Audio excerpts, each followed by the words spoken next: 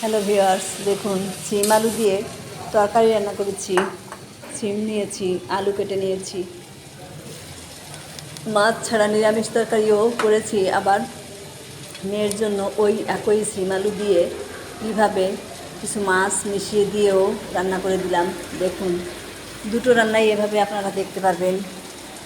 আলুগুলো এভাবে কেটে নিয়েছি, আর সিমটা এভাবে একটা শীত থাকে, শীতটা ছিঁড়ে এভাবে আমি কেটে নিলাম। দেখুন, সিম আর আলুগুলো যখন কেটে নেওয়া হয়ে যাবে, আর ওদিকে আমি মাছটাও ভালো করে ধুয়ে রেখেছি। শোল মাছ নিয়েছি, শোল মাছটা লবণ দিয়ে ভালো করে ধুয়ে রেখেছি। সব হাত দিয়ে আমি দেখাচ্ছি, কিন্তু সিমগুলো কীভাবে আমি শীতটা ফেলে দিলাম।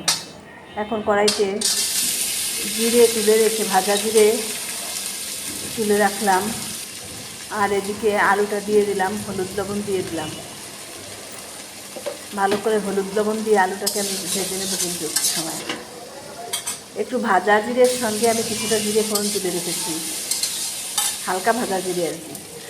আর কোনো মশলাই আমি এখানে ব্যবহার করিনি। আলুটা একটু ভাজা করে সিমটা দিয়ে দিয়েছি। সিমটা একটু নেড়ে চেড়ে কিন্তু আমি দিয়ে দিলাম সামান্য একটু মরিচের গুঁড়া, লালের জন্য। এখন একটু জল দিয়ে কষিয়ে নিলাম। বেশি সময় সিমটা ভাজলে কিন্তু সিমের কালার নষ্ট হয়ে যাবে। আর দেখুন, মাছগুলো আমি লবণ হলুদ দিয়ে ধুয়ে রেখেছি, এখন ভালো করে ভেজে নিলাম কড়াইতে। সিমের ভিতর জল দিয়ে সিম আলুর তরকারিটা প্রায় হয়ে গিয়েছে।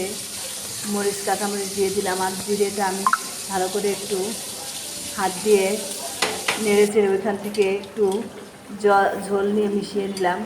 আর ওদিকে মাছটা, শোল মাছটা আমি রান্নার পরে কিছুটা জিরে ফোড়ন দিয়ে জল দিয়ে দিয়েছি। আর এদিকে এখন আমার সিম আলুর তরকারিটা রান্না হয়ে গিয়েছে, নামিয়ে নিলাম। আর ওইখানে ওই তরকারির ভিতরেও কিছুটা সিম আলু মিশিয়ে দেবো, যাতে করে আমার মেয়েরও হয়ে যাবে মাছের তরকারি রান্না।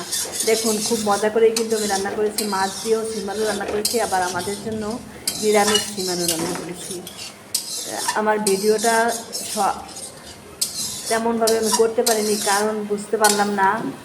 তারপরে আমি যে রান্নাগুলোই করি সব ছেড়ে দেই, তো ওই জন্য আপনারা একটু কষ্ট করে দেখে নিয়েন। আলু সিম দিয়ে এভাবে নিরামিষ রান্না করলে কিন্তু খুব মজায় খেতে পারবেন, যাতে করে গ্যাসেরও কোনো সমস্যা হবে না।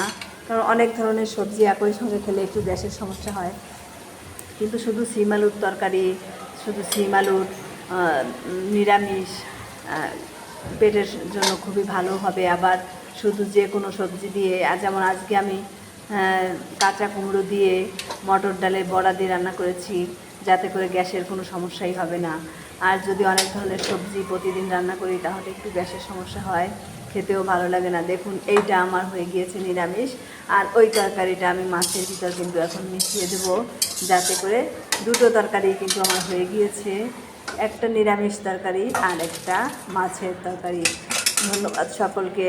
আমার চ্যানেলে আপনারা একটু পাশে থাকবেন।